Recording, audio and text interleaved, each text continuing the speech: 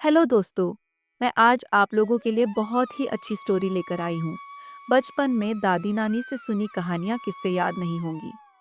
शायद हमारे लिए उस समय कहानियों का मतलब ही दादी नानी के मनोहर या दिलचस्प किस्सों से होता था।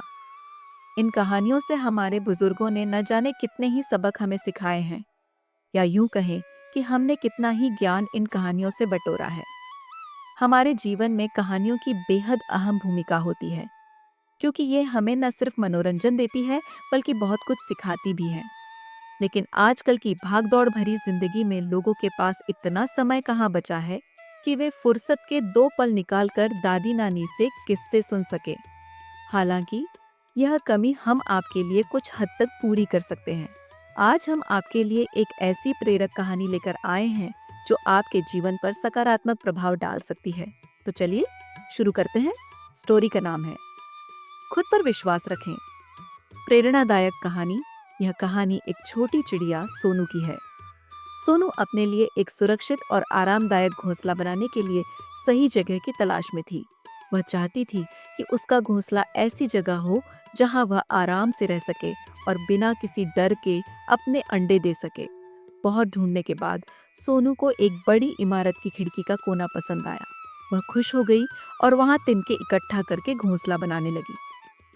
तभी वहां से एक बंदर गुजरा। उसने सोनू को देखकर जोर जोर से हंसना शुरू कर दिया। बंदर की हंसी और सोनू की दुविधा सोनू ने बंदर से पूछा, तुम क्यों हंस रहे हो? बंदर ने मुस्कुराते हुए कहा, अरे मूर्ख चिड़िया, यह इमारत बहुत साफ सुथरी है। यहाँ कोई इंसान तुम्हें घोंसला बनाने नहीं देगा। कोई ना कोई इसे हटा देगा और तुम्हारी सारी मेहनत बेकार चली जाएगी। सोनू ने बंदर की बात सुनी और उसे सच मान लिया। वह तुरंत वहां से उड़ गई और किसी और जगह की तलाश करने लगी। एक और नई जगह, एक और समस्या। इस बार सोनू ने एक पुरानी दीवार देखी जहां उसे लगा कि उसका घोंसला सुरक्षित रहेगा। उसने फिर से घोंसला बनाने के लिए तिनके इकट्ठा करने शुरू कर दिए। तभी एक चमगादड़ वहां आ गया। चमगादड़ ने तिरस्कार भरे लहजे में कहा, तुम बहुत भोली हो। यह जगह तेज हवा और बारिश के संपर्क में रहती है। तुम्हारा घोंसला कुछ ही दिनों में उड़ जाएगा।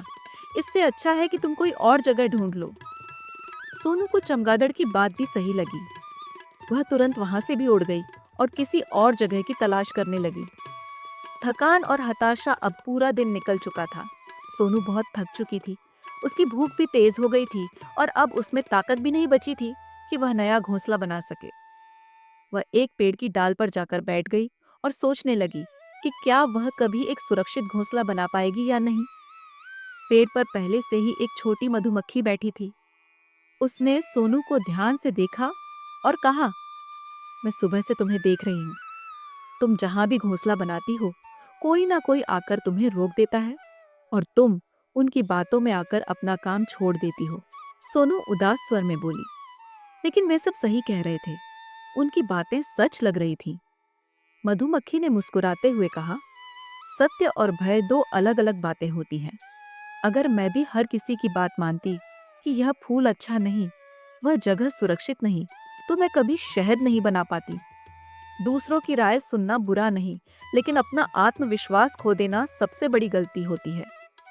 तुमने सबसे ज्यादा गलती यह की कि दूसरों पर भरोसा कर लिया, लेकिन खुद पर नहीं। मधुमक्खी की बातों ने सोनू की आंखें खोल दी। उसे समझ में आ गया कि उसकी असली गलती क्या थी। उसने खुद से वादा किया कि अब वह किसी और की बातों में आकर अपना घोंसला अधूरा नहीं छोड़ेगी। अगले ही दिन वह उसी जगह गई जहां उसने पहली बार घोंसला बनाना शुरू किया था। इस बार उसने पूरे आत्मविश्वास और निश्चय के साथ घोंसला बनाया और कुछ ही दिनों में उसका सुंदर सा घर बनकर तैयार हो गया। दोस्तों, हमें इस कहानी से यह सीख मिलती है कि जब भी आप कोई नया काम शुरू करें, लोग आपको हतोत्साहित करने की कोशिश करेंगे। वे कहेंगे कि यह कठिन है, असंभव है और तुम्हारी मेहनत बेकार जाएगी। लेकिन अगर आप हर किसी की बातों में आकर अपना काम छोड़ देंगे, तो आप कभी सफल नहीं हो पाएंगे। इसीलिए आत्मविश्वास रखें, अपनी क्षमताओं पर भरोसा करें और अपने सपनों को पूरा करने के लिए पूरी निष्ठा और मेहनत से काम करें। सफलता आपकी ही होगी। एक आखिरी लाइन बोल के इस कहानी को खत्म करती हूँ। दोस्तों, जीवन में कई बार हमें खुद पर विश्वास करने की जरूरत पड़ती है। खुद को खुद पर यकीन दिलाना पड़ता है कि मैं कर सकती हूँ। हिम्मत का हाथ थामना पड़ता है और यही तो आगे बढ़ने का तरीका होता है।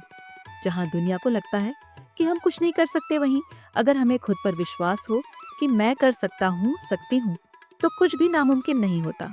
दोस्तों, अगर आपको यह कहानी पसंद आई हो तो इस वीडियो को लाइक करें, अपने दोस्तों के साथ शेयर करें और हमारे चैनल को सब्सक्राइब करना न भूलें। अपने विचार हमें कमेंट सेक्शन में ज़रूर बताएं।